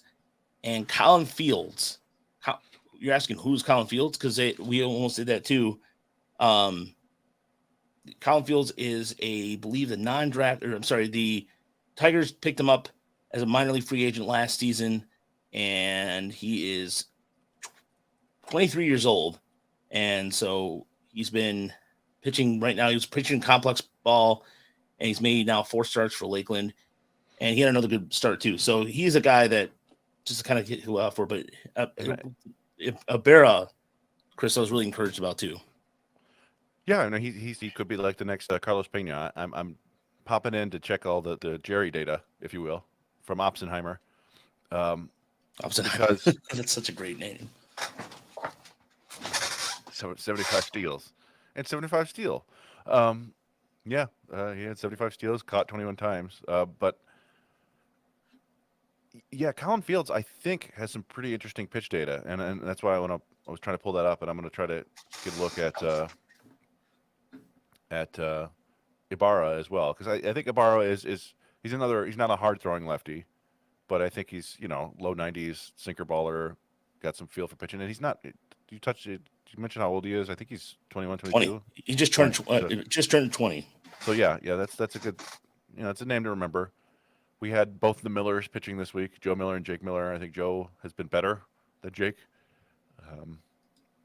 But Yeah, it's the arms down there. You kind of have to dig. And I think we talked about Marcano. I think that was probably the first time he's ever thrown 6 innings, which is Yeah, that's nice the to first see time. that That was the yeah. everybody's fully stretched out now. Not everybody. Jobe only went 5 innings, but the organization now lets guys go 6 innings or 100 pitches, whatever comes first. Yeah. And learned the interesting thing. It's 6 ups, not necessarily 6 innings, right? So if you're a bullpen guy and they have 2 ups for you, you can either get 2 innings, or if they have to get you up early in the game to warm up in case the starter's struggling, then you don't come in. That counts. So then you can only get up one more time and go into the game. So 6 ups, 100. But yeah, nice to see that on here. I'm now digging into the Lakeland velo and spin rates. How about that? All right. Well, I can go over some of the bullpen guys. 'Cause, I mean, outside of that, the bullpen uh, didn't really, outside of maybe Max Albia, it was just kind of Tanner Colheap, who's we've been talked about here and there. Kind of issue with walks, 4 walks and 3 innings pitched this week. But beyond that, not really much in terms of bullpen arms for Lakeland. But yeah, I got the starters just to see that rotation get some stability, where hopefully they can at least, as far as where they are in terms of the standings, too. Maybe Lakeland could. You want Lakeland to finish on a high note, and right now Lakeland is 21-9. They're tied with Clearwater and Bridgeton for first place in the Florida State League West. So I think you're not going to see a lot of that call up action in West Michigan because they probably want Lakeland to compete for a playoff spot. And they have a big series this week against Clearwater on the road. So that's going to be a good series, a good tester for the Flying Tigers, because Clearwater, for whatever reason, plays them tough too. So either way, that's it. It was just Bridgeton is the Pirates are loaded anyways, but still the run differential is what's important. They lead the Florida State League in runs scored with 194 runs. 20 putting help did help putting up 20 against Daytona on Saturday, but nevertheless, what the interesting thing is that division is the Florida State League East. Jupiter, Palm Beach, Daytona, St. Lucie, all the teams are under 500, and only one has a positive run differential. So Lakeland's taking advantage of bad pitching. Yeah, and more power to them. Get some wins. It's nice to see because it'd be cool to have another team make the playoffs for sure. I've got so Edgardo Ibarra, average velo this year 89.9, so just right at 90. He's topped out at 92. Decent spin for a guy who's not throwing that hard. Curveball, slider are his big go-to pitches. 40% straight whiff rate on both of those. It may be a Jack and Jobe situation where they're both the same pitch, right? But that seems to be his money pitch. And then with Colin Fields, he's another guy. Doesn't throw terribly hard. We're sitting at 92. So where is it? Colin Fields, yeah. Oh, average velo only 90 for Colin Fields. Another one, but a lot of spin. 24.92 is his average spin rate on his fastball at 90 miles an hour. So it's probably got some pretty nice carry through the top of the zone. And he's another guy, really can spin the slider and the curve, and he's got a cutter too. And so, yeah, interesting. It kind of fits with their pitch profile. His curveball, 45% whiff rate, 46% whiff rate, slider, 45%, cutter, 30%, changeup, 37%. So yeah, it's not a huge arm, but he's got feel for spinning and seems to be performing well. So that's good to see. Yeah, Jerry. Yeah, Jerry Oppenheimer, OPS. Oppenheimer. He is Oppenheimer. Ops. Yeah, but he is. He is all those things. But yeah, there's a lot to in terms of for the Flying Tigers to play for, and so we might not see any changes to Flying Tiger. Going up to West Michigan. Walter Briggs wants to ask about: is there any chance Campos goes to Erie for the playoffs? I didn't get that sense talking to the people we talked to over the weekend, and not to mention too, Campos is a liability in the outfield. Honestly, it's still really touch and go for him, and I think they want him at first. This is his first full season in High A, so I think he's going to stay there. Yeah, I think he'd be, way in over his head in Double A. I think we talked about it a little bit. Like there are things about Campos that are really impressive and precocious. His feel for contact is really good. He doesn't he doesn't miss a lot of fastballs. You throw him a fastball, he usually hits it. He can hit velo as well as anybody in the system. He'll swing and miss at breaking balls a little bit, but he doesn't chase a ton. If you throw it below the zone, you might get him. If you throw it in low and away, you'll get him. But everything else about his game is pretty raw, and he's not lifting the ball for a ton of power. The routes and reads are very, very raw in the outfield. The throws aren't terribly accurate, and he's not all that heady on the base paths either. So he just needs to play more baseball games, and that's not the sort of thing you want when you're in a playoff hunt, right? You want that guy playing in an environment where making a mistake doesn't necessarily cost you a game, or if it costs you a game, it doesn't cost you a playoff series, right? So, and remember, he just turned 20. He's a guy, I think he'll finish this year in West Michigan. I think he'll start next year in West Michigan. And if all goes well, by the middle of the season, he'll be up in Erie. That's my thoughts about it, at least. We'll see what happens in the offseason. Yeah, it's just making sure that he gets his, in terms of outfield reps down, because I think he bring in Brady Allen. Brady Allen has done a really good job of kind of saving his ass out there in the outfield, quite frankly. I'm being completely blunt about it. Yeah, Brady Allen is a really good defender in the outfield. Dom Johnson made a nice catch when we were there at the wall. He's developing. That's one of the things. Like if somebody was complaining about, like, hey, you're talking about Jack and Jobe, like, hey, that slider's good, but he needs to get better with the fastball. And it's like, oh yeah, all right, cool. If only there was some place where you could play competitive baseball and get better. Baseball. Well, yeah, that's why he's in the minor leagues. That's why he's not in the bigs. But anyway, I see that you've gone here and posted the clip of Max Clark, Mr. Maxwell Clark. His first professional hit was a 2-run triple. It's very, very appropriate for him, right? You wouldn't expect him necessarily to hit like a 450-foot tank or a little piddly single. You want to see him, running around with his hair on fire, and he did. And that was certainly an exciting moment for a lot of Tigers fans, and for him for sure. And there's a lot of Tigers brass people right up there. Yeah, or family and friends too, and yeah, that's a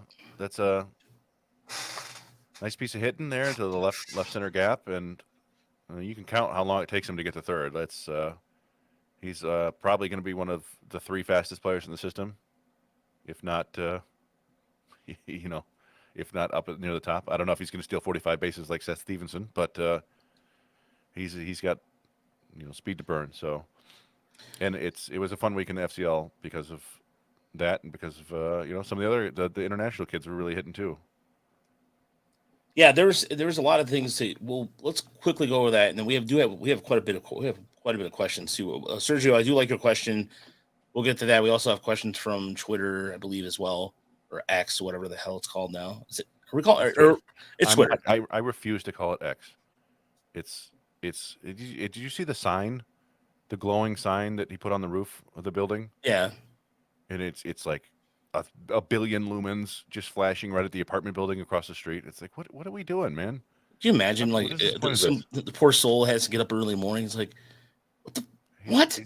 He's full Russ Hanneman, if that makes any sense. I don't know if you watch Silicon Valley, but yeah. So yeah, we can get into the stats down there in the FCL. We what's happening? I deleted my accounts very tired. That's what exactly. When I hear that, I hear DMX in my head. Yeah. And I don't get it, but I'm very tired of Billhead idiot. Yeah, that was what I cracked up about. But then when I saw X is going to give it to you, that's even better. Yeah, he's going to give it. Yeah, exactly. It is. It's the Kramer. It's the Kenny Rogers roasters. Yeah, it's like Exactly. All right, so go to the complex league. What's exactly. Walter even said it right here. The boom. As soon as you said that, the Kenny Rogers episode, Walter, great minds think alike. Complex league. So it's funny, you look at it, and then the OPS leader for them last week was Samuel Hill, who went 8 for 19. 7 of those 8 hits came in one day in a doubleheader. He went 7 for 8 with 2 doubles, a triple, and a homer. But on the week, 8 for 19, 2 doubles, a triple, a homer. I think it's his first pro homer, definitely his first home run in the United States. 4 walks, 3 strikeouts. Really nice week for him. He's generally considered, a smaller, more glove first kind of player, but he definitely has some feel to hit, and so he'll be a fun one. I don't know if he's gonna top out as an org guy, but even if he does, that'll be helpful if you can have an org guy who can hit, right? Right. It never hurts. That's Carlos Mendoza, right? Like he's probably not a big leaguer, but he sure helps your team win when he plays because he gets on base, he gets hits, he makes the pitcher work. And then Clayton Campbell. Clayton Campbell's a guy that we haven't talked about a ton. We bring him up, right? But he hits a ton of doubles, and this week he had another strong week. Uh, let's see. Oh, well, it was only 2 games. My apologies. 2 for 6 with a home run and 2 doubles. That works. Only 2 games, but he's the Kiwi who has performed well. I don't know how he projects as a catcher. I know he's been playing some first base too. Um, and then Josue Briseño, we talk about him a lot. 7 for 18 with a home run, 4 walks to 1 strikeout. OPS of 1056. It's over 1,000 a year on the year now. He leads the Tigers minor leagues in terms of WRC plus. All minor leaguers. It's Josue Briseño. Now, of course, it's rookie ball, so you take it with a grain of salt. But he just keeps hitting and hitting for power and getting on base, and so you have to feel somewhat optimistic. You never know when the guys jump up the level. That's the second biggest leap in minor league baseball, is rookie ball to full season ball. The first biggest leap is high A to double A, and then of course the largest leap of all is triple A to the majors. But so, and then you got Mike Clark in there, right? And we did see that they added a couple other of the draft picks. Some of the pitchers, Jaden Ham and Hayden Minton, were added to the FCL roster, right? So I would expect to see them pitch this week, probably. Yeah, they play tomorrow at noon, I believe. So Yeah. as soon as tomorrow. And yeah, and I would think that McGonigal will get out there at some point over the next week to 10 days too. And same probably with Rucker too, that they're 4th-rounder. So it's going to be a fun time down there in that complex league. Yeah. So we did get to the questions here. We'll get these questions real quick here. So Tyler Parker wants to know, do you know the plan they may have for Clark? Do you think he goes to Lakeland at any point this year? I assume that probably have to go to the Arizona Fall League. I don't think no, because the Arizona Fall League is just for clarification. That's going to be guys that either the Tigers are going to display for possibility for trade, or just going to need some extra innings, or they have a Rule 5 decision to make on them. So yeah, the Arizona Fall League, they call it the finishing school.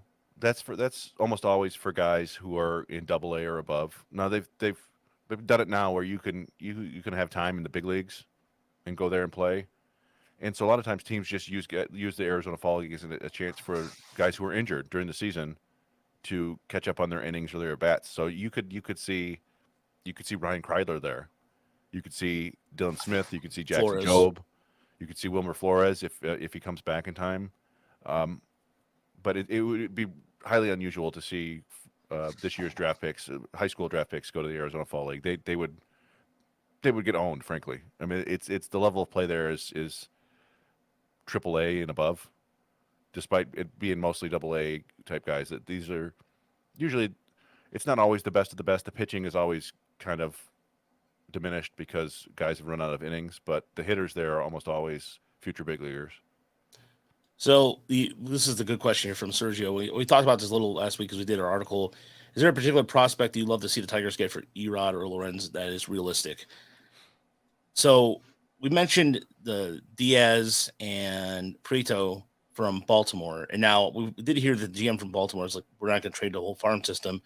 But the reason why I thought those two were realistic was the sense that where else they're going to go. And Baltimore has to make a decision on quite a few prospects. I mean, they're loaded. They got Kobe Mayo, they got Jordan Westberg. There's somebody suggested Jordan Westberg, but I'd rather go with Prieto or Diaz because they're both defense. I mean, Prieto, in terms of power numbers, is just going to be ridiculous. He's a left-hand stick, and Diaz is a good shortstop defensively. If Baez chooses to opt out, which I don't think he will, but then stranger things have happened. So you have a shortstop ready to go because the Tigers do not have a shortstop outside of Baez. I mean, if we're being realistic about it, there's not really somebody. I know you can him and haw about Baez sucking and all that, but he is among the top 5 defensive shortstops in the American League. Yeah, I think Prieto is one that I know that you guys have. He's a pest. I compared him to if there's a Luis Arias in the minor leagues, it's him. I think, it's obviously you're not going to project him to win a bunch of batting titles, but he's that kind of player. It's tons of contact, low walks, low strikeouts, iffy defense. I think he's the second baseman, third baseman, and you're not really sure either way. And not a ton of speed, but he just hits. The kid just hits constantly. Super annoying, a pest, knows how to get the bat on the ball and get hits. That would be an interesting player to add. We talked about, we did our article. Tyler Black was a kid who looked really interesting from Milwaukee. He's another one who's maybe not the world's best defender, but there's power, there's patience, there's been some steals there, there's hitting ability. That's it depends on how. I think Milwaukee may view him as one of their 2 or 3 best prospects, though, right? Like after Churio and Cuero, that might be tough to get him. I'm trying to think who I mentioned. I mentioned Joey Loperfido from Houston. Yeah. Who is not? It's not a super sexy name, but he's an outfielder / infielder. Like he's a plus defensive first baseman, but he can also play center field and second base and in the corners. He can play all over the place. And this year he's really hitting in Double A. He's got a 144 WRC plus in Houston system, 16 home runs, 18 steals, batting 299, but with a 13% walk rate and a strikeout rate that's manageable, 22%. I mean, it seemed to me like he was, it's not a top 100 prospect, but it's kind of the sort of player that we think that Scott Harris likes, the multi-positional, gets on base, can do a little bit of everything. And I thought he would be an interesting piece to add, maybe for Lorenzen. Maybe maybe you want more for Erod. Who knows? Maybe teams are willing to give up more for Lorenzen than Erod. But that was a name I liked. We threw out a bunch of names, right? I don't know if Texas is done adding pitcher now after they got Montgomery, but we thought Justin Foscue was kind of a obvious choice to trade. Michael Bush from the Dodgers felt like an obvious guy to trade. Someone like that, but I don't know. We'll see. We hope that the Tigers get somebody, right? Yeah. Yeah, there's a possibility that I know that it was something along the lines of like, so some of the names I was throwing out there was a catcher by the name of Will Banfield, and somebody was like, oh, absolutely not. He's not ranked in the top 20. Well, here's a premise, jackass. If you look at his stats, he's 20. Well, no, because it's just like, don't go right to MLB pipeline. Oh, he's not in the top 20. Yeah. Look at the numbers. Yeah, those lists haven't been updated. Those lists haven't been updated. March, right? Yeah. So it's not even top. Okay. So, by the way, I got kudos from somebody from Baseball America about one of the guys suggested for the Marlins. So, eat it. Anyway, sorry. I just got really. The reason I got animated about that was just like, how much pay. If you're just gonna look at a list, then give me at least a little bit of just context for it versus just. Yeah, and the one name that came out to me was Will Banfield, who is a right-handed batter, and he is having a good year defensively. Or offensively. This is a guy who was a high school catcher who has worked his way up. Originally, it was a sandwich pick. I believe it was a comp balance pick, and he's a guy who his power tools are improving. He's got 13 home runs in Double A. I mean, if you're going to trade him for Lorenzen. If you're going to trade him for a rental player, a guy that the Marlins are not going to keep around, and get a catcher who can help you defensively and has shown some hitting ability, improved hitting ability, why not?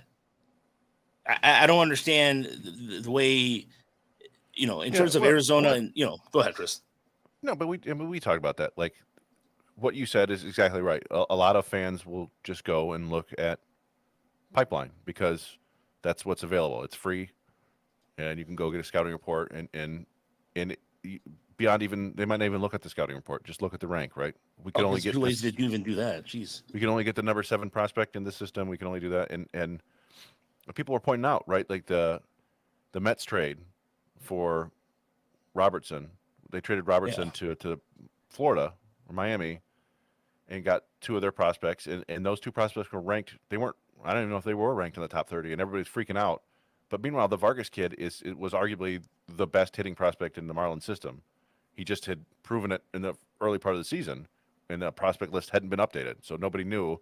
If you went, not nobody knew, but if you just went by the rankings, you'd have no idea how good this kid is. So it's just don't overreact to prospect rankings because they are outdated. they're outdated, right? but also, again, you think the Marlins are going to give up the idea of giving up somebody like, I don't know, or like Jacob Berry or Joe Mack or Yidi Cappy for Michael Lorenz is just ludicrous because the Marlins have already shown that they're pretty savvy on what they're doing right now. So why would they? I don't know. Sometimes I don't understand the expectations. Well, what about asking for Jordan Gorhas or Sixto Sanchez? You're not going to do it. Not going to do it. Stranger things have happened. If they do it, so be it. But come on. They might. The Marlins system sucks. All those guys suck. But they might. But still, your point remains. Like the people want the bigger names on lists, right? And I really don't want Dax that's not- Fulton right now. Sorry. He might be the The number 3 lefty? prospect, but his numbers, yeah, we- his numbers in we saw AA him are last not- year. He was Yeah. he was interesting. Yeah. We saw Khalil Watson. We saw Joe Mack last year, all in when they were playing for Beloit. Yeah, it's not a great system for hitters. But there are other teams. We keep talking about this. Other teams that haven't made a ton of moves. I think Toronto finally made a move today, right? They went and got Jordan Hicks. Jordan Hicks. Was it? Yeah. Yeah. But I think that they could add some more pieces. San Diego hasn't done anything yet, really. And we they've talked won. to They just Philly, swept, and they swept the Rangers too Yeah. this weekend. Dave Dombrowski is famous for waiting and pulling a big move. Like I keep saying, like they're just going to get Dylan Cease. He's going to get Dylan Cease at the deadline. The Cubs are apparently not selling anymore, right? They're buying now. Yeah. So, and the Reds haven't done anything, right? And the Orioles haven't really done anything. Like, there's still a bunch of moves to be made out there. So, there's a lot of guys that somebody mentioned Carlos Jorge in the chat last week. That would be an awesome get from the Reds. Yeah. He's been plating down Dayton, got really good stats. You know, people might get upset about a guy being in low A, but that might be where you get your best value, right? It could be a repeat of, instead of getting the college ready bat, you get the high school bats in the draft, and instead of getting a AAA, AA hitter, you get a guy with more upside in low A. I don't know. We'll see. Here's another example of that. Right now, the first round draft pick from the Braves in 2019, Brandon Shoemake. Right now, in AAA, in AAA, he's a lefty bat. He's only had a cup of coffee so far in the major leagues. He's batted .221 in AAA when at this year. And AAA has been a hitter-friendly league, but somebody would go. I don't think he has much power either. He doesn't have much power. He's a big dude, but just doesn't have the pop. People talk about like Vaughn Grissom. Would the Braves do Vaughn Grissom? Yeah. I mean, that's maybe. I don't know. He looked like he was going to be their starting shortstop, and he lost the job and didn't do it. He's Riley Green's teammate in high school. Maybe there's some aspect there, but the Braves don't have a whole lot to give right now either. They've really kind of emptied out the farm system going for it. So, but there are options out there, and I don't know. I'm right now. I'm currently looking at the best catchers in minor league baseball by stats just to see. Alex with the comment of the night, right there. Remind me what rank MLB pipeline had Kerry Carpenter at. Just because a prospect's ranked on a high pipeline doesn't mean guaranteeing anything on prospect wise. Well, bingo. And that's the thing. And like we pay as much attention as just about anybody to the Tigers farm system, right? And so we feel like we have a pretty good pulse on where prospects should be ranked within the system and where things are. And even still, we're like, I wouldn't necessarily guarantee that the Tigers are their own internal rankings or anything close to ours. Right. In the teams that have scouts, which is every team, they're watching these guys every single game and making notes on everything. So the realistic, pref lists or whatever in organizations look drastically different than the the lists of you see on Pipeline or anywhere. And you hope that the Tigers are getting to that point where like the Rays are, right, where they go and get a guy who's unheralded, a Curtis Mead, and turn him into a top 100 prospect, or a Junior Caminero, turn him into a top 100 prospect, because they're paying attention and they're watching these guys every game, and they say, "Oh God, he's about to explode." Like last year, Kiter Montero was just kind of a, he always had a good arm, and it didn't seem like he was doing a whole lot, but if you paid a lot of attention, and the scouts certainly seemed to like him last year, and he's kind of blown up this year. You go get a guy like that from another organization, and next year he blows up, then it's a great trade, right? But it's not going to look good on any prospect list because people aren't paying that much attention. It's impossible for even Baseball America and MLB Pipeline to pay that much attention to every system and every player to know who's really taking a step forward. Yeah. I mean, like Novel Marte has like earn the number one prospect status for the Reds. Yeah. I mean, his numbers this year, he has jumped up very well in between Double A and now Triple A. I mean, I'm sorry. He started the year getting some time in the rookie league to get back into shape a little bit, but this is a year removed from being in high A, and he's adjusted pretty well. And so I would love for the Tigers to take somebody like that, but again, unrealistic. The Reds are not going to do that. I mean, the Reds, it's just not going to happen. I mean, again, for Michael Lorenz, crazier things have happened, but I just don't see giving up a player of that caliber, Marte, who's just 21 years old too. Marte would probably be within the top 3 of the Tiger system instantly. Noelvi Marte, yeah, he would be maybe number 1, honestly. 3 or 4. He'd be up there in the top 3 or 4 for sure. Depending on if you view him as a better chance to stick at third than Colt Keith, which possibly. Tyler Parker had another good suggestion. Go ahead, Chris. You get that ready. You can say something. I'm sorry. Go ahead. Ophel says narrow to Cincinnati and take a flyer on Nick Senzel. I mean, maybe. Oh no, you Senzel, also said. I'm sorry. What do you think about Gerard Encarnacion from Miami for Cisnero? Has big power. If you can cut down on the Ks, could be worth a flyer. Marlins seem to have given up on him. Removed from 40 man. That's. I wouldn't hate anything like that. The Tigers certainly need more power. That doesn't necessarily fit what we expect of Scott Harris to go after a guy who's struggling with strikeouts, unless they feel like it's a simple fix, right? Like, we'll fix your stance and then you won't strike out as much. We've seen that Tigers largely cut down on strikeouts across the board. You know, there's still guys who strike out a lot, but I don't know if you can fix. There's certain guys you just can't fix, right? Like they're just always going to strike out. It's the big power's there partially because they swing like crazy or whatever. Yeah. I was going to say maybe Encarnacion he fits that Japanese baseball league profile. Big guy, can hit with power. That's what they usually scout for. Remember when we saw the scouts seeing the guy who led Toledo, Rodriguez, was it Rodriguez? Adeline Rodriguez, yeah. Yeah, Adeline Rodriguez, correct. Yep. Yeah, I mean, and I think he did go overseas, didn't he? Yeah. But and I think we had a couple more questions on Twitter. Yes, we did. I'm looking. Deadly Ninja Beast. How tall is Chris Brown? I'm exactly 6 feet tall. Exactly. So it's very helpful when you go to players and stand near them and go, okay, now I have a better idea how tall this guy is. And some people are listed at 6'3", and they're very much not 6'3", and some people very much are. Chris Myers is definitely 6'3". He's a tall young man compared to me, at least. Some other players are not 6 feet, so that helps. What else did he asked? He asked, does Jobe throw a cutter, or is he fooling the cameras? We touched on that, right?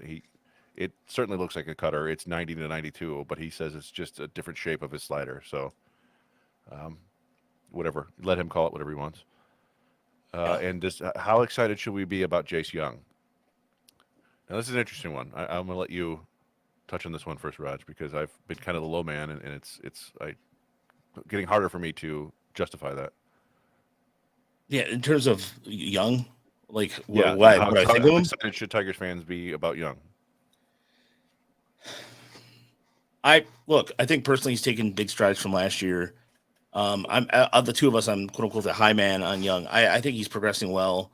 I think he's been able to fill this position again, taking what's given to him and kind of hammering it out with power. He's showing a better eye too a little bit, but there's times where he got lapses, but who doesn't? I personally think he's got a I think he's got a good future. I just don't know. Oh, by the way, Aiden plays for the Torres de Tijuana. Oh, that's cool. Well, that's cool. You even went to that trip. That's pretty sweet. He said that on YouTube. But look, I'm a fan of Young. I will say this. I even ranked him a little higher on our prospect list when we started originally. So I think, I think everybody but me moved him into a reasonable spot.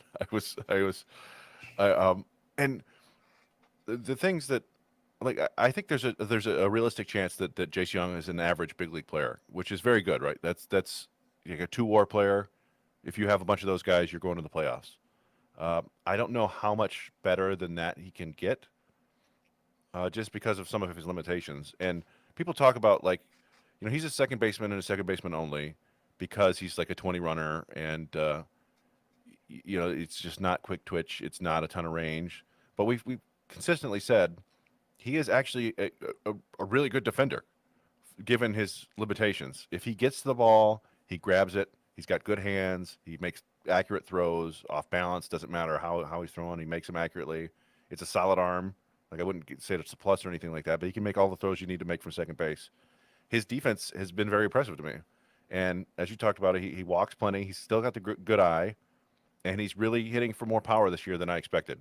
Because last year the power just wasn't there for him, and that may have been because it was a super long season and he was nursing an injury or whatever.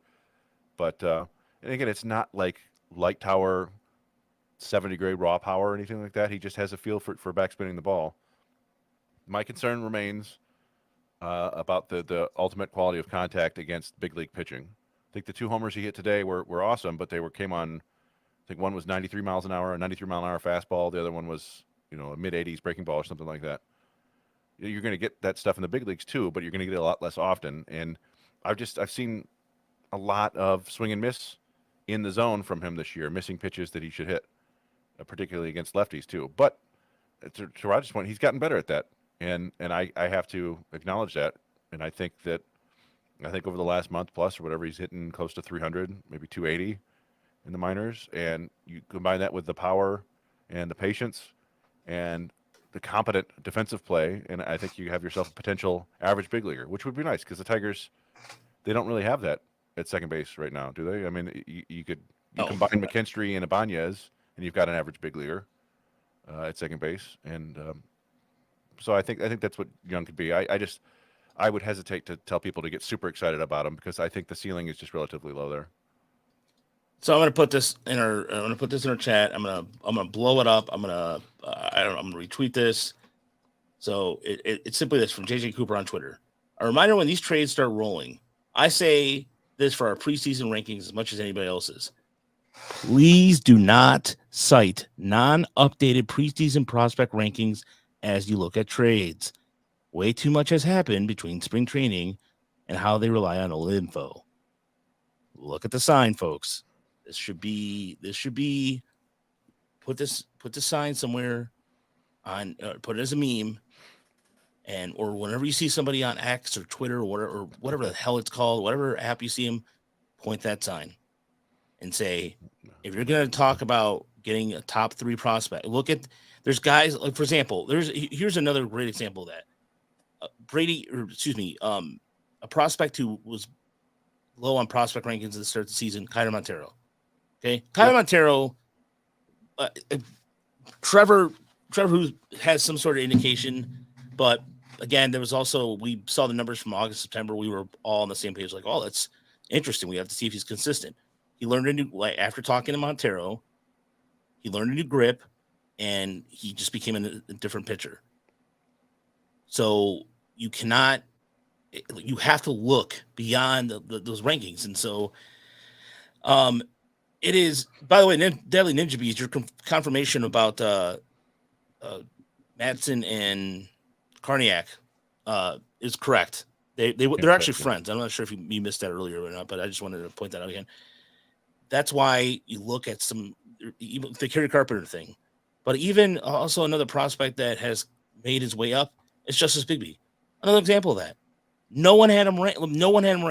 Nobody. Yeah. And anybody that says, we're guilty as that too. You have to see it. You have to see players play, which is why I don't understand. I get so animated. The reason I get so animated about this is because when you see people just mail in a list, knowing full well they didn't do their homework, it pisses me off. So. Well, I mean, you hope that the more you put your opinion out there and you win more than you lose, right? People start to respect it. That's all you can do. That's all we can do, right? Right. We did. Let's see. Sean O'Toole said this is maybe a silly question, but does Jace having a brother who's as good as Josh help him if they're close? Maybe it does. That's not a silly question. That's a good question. I think. I mean, bloodlines are bloodlines for a reason. Like teams often go after guys who have professional athletes in the family because they know they just know the world better, And one of the things that I always liked to cite was that Josh Jung kept getting better in the minors. He was a high draft pick, but he didn't get off to a great start and just continued getting better. And maybe Jace will do the same thing. So I wouldn't, they wouldn't shock me at all. So I think definitely having a brother who's a pro athlete and you can lean on helps. Walter, how highly ranked was JD when we grabbed him? JD Martinez was a top 20-ish prospect for the Astros before making it at the big leagues. Oh, I Because was just looking at it from a standpoint of like I don't remember him. I thought he was like at that point kind of falling off prospect status. By the time the Tigers had gotten him, he was well over prospect status. I think he had Yeah. close to 600 at bats in the big leagues or whatever, or maybe more. But at one point, he was a top 20 prospect in their system. It hadn't worked out. What happened there, of course, was he made the swing change, and the Astros just didn't give him enough time to prove it. And the Tigers picked him up and got really fortunate there with that. But we did have there were a couple more questions on Twitter, just real quick. Steve Butts said, using your crystal ball, will any more Tigers pitching prospects / minor leaguers, aside from Fido, Winginter, and Wentz, be called upon to start or work out of the pen after the deadline? Well, he was talking pitchers, I think, but I think we mentioned it before, but we thought there's a scenario where maybe Sawyer Gibson-Long gets to the big leagues this year for a spot start or two. He's not on the 40-man roster, but we think that they like him enough to put him there. Edson might be even a possibility. Madison, you talked about that, absolutely. Kiter Montero, there's some thought in the organization, we will say, that he could pitch out of the bullpen tomorrow in the big leagues if he just focused on that and let loose. Instead of sitting 94, 96, he'd be sitting 98 to 100 possibly, with a couple really good breaking balls. All seem unlikely to me, but those are the names that kind of stick out as possibilities. Yeah. And then the last question. Sergio. Good night, Sergio. Yeah, we're gonna probably wrap it up here because it is holy crap, it's almost midnight. I didn't realize. Thank you for sticking around. Holy crap. Yeah. And there's no trade. I don't think it's a trade. I was trying to stick around a little bit for the trade, but last question of the evening. Looking at Badu's WRC Plus, he's starting to look platoonish. Do you think he could be holding back the potential promotion of Parker Meadows, or do you think more likely sit down in that instance? I can see him as a platoon. I mean, the Tigers are still very high on Badu, whether fans like it or not. So, yeah, I mean, I do think that there is. I think that they won't want Meadows to play every day when he comes up. That's at least my take on it, and I think they feel more comfortable with Badu not necessarily playing that often. And right now, they want Veerling to play every day, and they want Green to play every day, obviously. And then I think they're trying to get Carpenter in there just about every day. So it's if Carpenter continues to struggle a little bit, I know he got the big hit today that ultimately, unfortunately, did not matter. I could see Meadows coming up and kind of taking over there, but it does feel almost more like they're waiting kind of to just clear that DH spot, get Miggy out of there so they can use all their minor league hitters more. Get Malloy at DH, get Keith at DH, get Carpenter at DH, get Meadows at DH, give all those, just kind of rotate through DH. And Miguel Cabrera is kind of a stumbling block there, and we all know that situation. He's been playing well, and it was awesome to see him in Miami get the sort of reception he did. I was going to say that was really. We'll talk about this tomorrow on the Motor City Metrics podcast, but it was really awesome to see the fact that the Marlins were giving that pop. I didn't really like. Yeah, he had a really good series. He's been hitting 395 since May, I think it was, or one of our guys tweeted it out earlier, but. What I didn't care for was the Marlins. I mean, not care for it, but it's just a low-hanging fruit. The Marlins, when they posted a player on the player on the scoreboard, they put a stat about Detroit. It was Veerling. Yeah, I don't know what that was strange. I don't know what that had to do with anything. Yeah. Although I was looking today, we happened to be talking about it. That like the cities by population, and Detroit's like 29th in the country now. It's behind Memphis, in Louisville. I was like, geez, like when we were growing up, it was still top 10, although that may have been based on faulty information. But you'll see. Detroit will come back. There'll be people living there. But I just think itself has gotten better. Yeah. I just think it's funny, though, because it just here we are. We have this, I found it, so I'm going to post it here in a second. it's just, to me, it's just stupid because all I have to do is go to the attendance and go, well, you have a population of a town that is primarily into baseball because, I'm not trying to stereotype Cubans, but a lot of them do love baseball, and you're 29th. You're 29th in the league behind Oakland, right in front of Oakland. So, yeah, here. Mhm. Player note, only 2 actual tigers live in the Detroit Zoo. Oh, that's funny. That's the Andy Ibanez one. Sure, that's good. Again, has nothing to do with the actual player. That might just be their shtick. Nobody's pointed out to me because nobody really, despite the Marlins having one of the best seasons of their franchise history, Yep. Nobody really cares, right? But, yeah, exactly. And, yeah, they're having the best season. Underwater in 20 years. Yeah, problematic. Yeah, he's take that. Our existential threat. Yeah, here's right here. Player note: since 1950, Detroit has lost 65% of its population. Yeah, we know. Yeah. Okay. It's tough, but yeah, still, I think still a bigger media market than Miami, probably, right? I'm not, that I have to look up. I can't remember right now. That's all we really care about is media markets, right? Yeah, media markets. This is again, Florida being Florida. I mean, they do have stories called Florida Man. Just saying. Cocaine's a hell of a drug too. Cocaine was the aquatic, there's no marlins in the Miami Sea Aquarium. So here we go.